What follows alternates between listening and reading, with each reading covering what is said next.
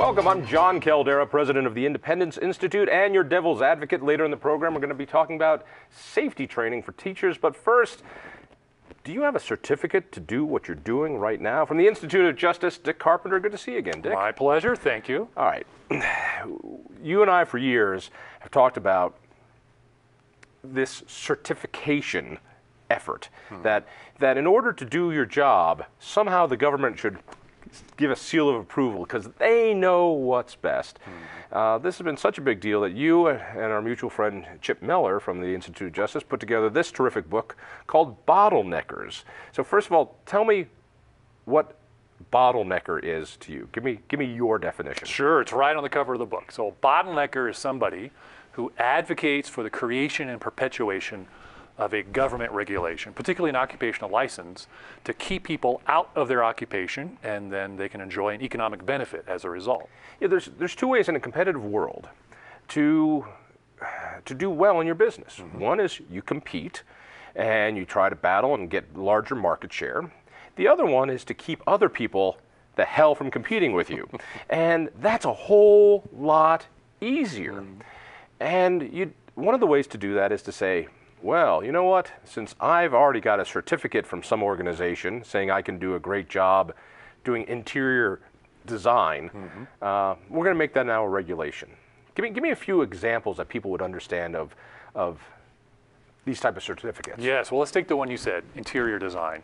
Many people don't realize that in 3 states in the District of Columbia, if you want to work as an interior designer, you have to have essentially government permission. You have to have an occupational license. To tell me what color to paint my walls and give me an idea what couch I should buy, the government should take care of that. That's exactly right. Now, we're putting a lot of ownership on the government, but I think it's important to realize that these licenses are created by the government at the request of those who are in the industry. Right. So this is industry leaders going to the government and asking for a regulation, for a license that will keep competitors out of their industry. It's nuts. I mean, it's nuts because if you want someone to decorate your home, you already know about this person, particularly today when you've got Yelp and you've got 5-star ratings on everything. People know who they're doing business with. Now, I kind of get it. If I'm getting my appendix removed, I'd like somebody who might be board certified. Do you see any areas where there should be some sort of professional certificate? So we leave open the possibility that there might be some occupation where a license is required. But we say the default starting place should be freedom of practice, that people should be free to practice the occupation of their choice without unnecessary government intervention.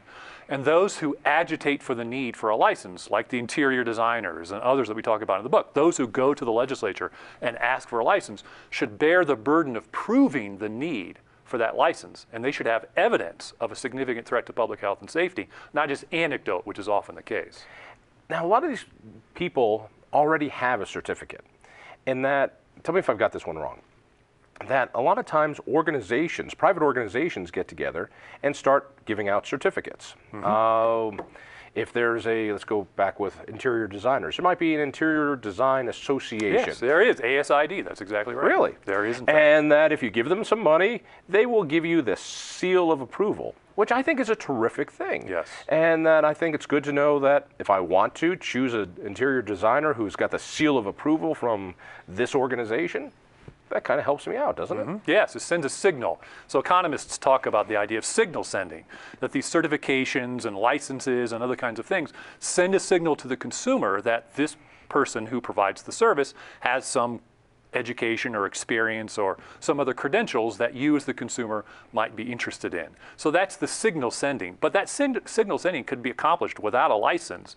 Just as you said, a third-party organization like ASID for interior designers or ASE for automobile mechanics, they can do that exact same thing without restricting entry into the occupation. So when the legislature says you need to be certified, not only or licensed. There's a difference. We should probably get to that. But to be licensed, sometimes they will say you need to be licensed by your industry. Yes. So it's not even the government setting up the standards for for interior design, Exactly. they make a law that says, by the way, we've chosen an industry organization in your industry, and you guys, if you want to work in this state, you got to be a member of this private organization. Yes, that's not an accident, John, because the industry is going and asking for the license.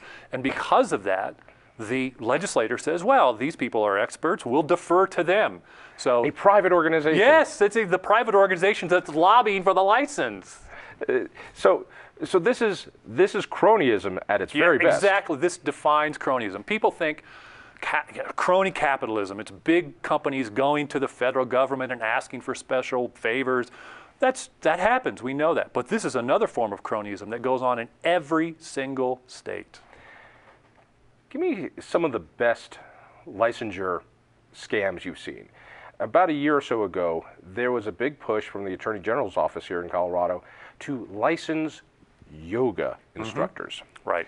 And when somebody said, well, wait a second, if people are just teaching one another what they know, what else do you want to license? Do you want to license people who teach guitar or teach Boy Scouts how to tie knots with ropes? And apparently the person was like, we're gonna have to talk about those. Right. What are some of the things that you've seen that have been licensed around the Sure. country? So we actually put out a study in 2012 where we looked at 102 low to moderate income occupations across all 50 states and DC, and we looked at all these different occupations that have licenses. People don't realize that to work as a funeral attendant in some states, you have to have a license. To work as a funeral attendant, somebody who stands around in a funeral home and directs people and to their seat. To their seat. And yes, this is something that requires a license in numerous states. But things like auctioneers, you have to have a license to be an auctioneer in quite a few states.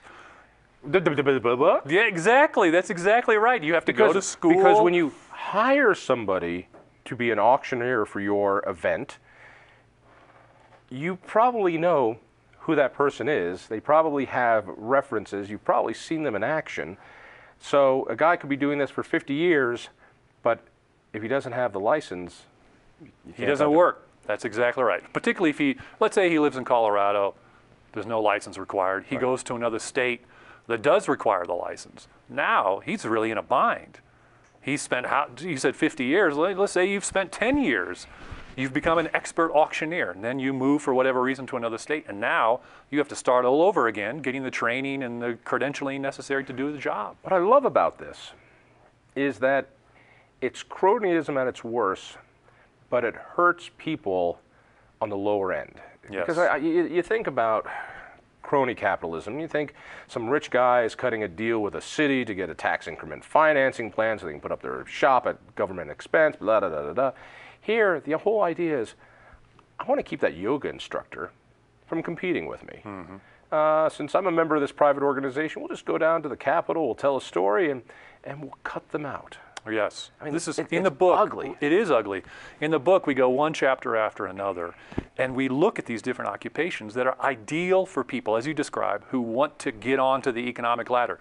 They're trying to grasp the first rungs of the economic ladder. Give me an example. So, African hair braiders, young African American women who want to enter the economy, or perhaps re-enter the economy.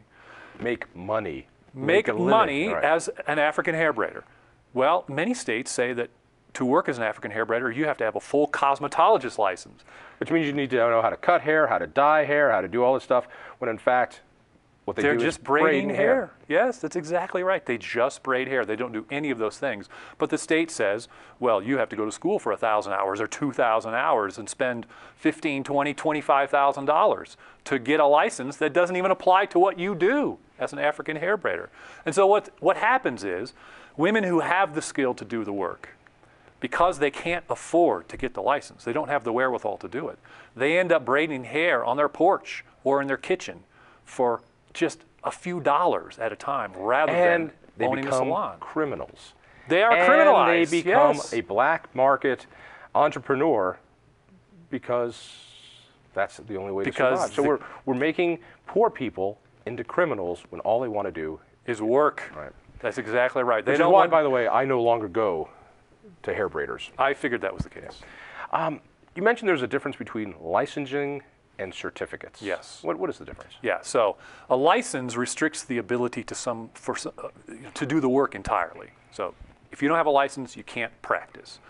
Well, a certification says you can do the work, but you can't necessarily say you're a certified, let's use an example you said before, certified interior designer. So certification protects the ability to say you are a certified practitioner, but it doesn't restrict the ability to do the work, whereas a license restricts the ability to do the work, period. Which one is more damning?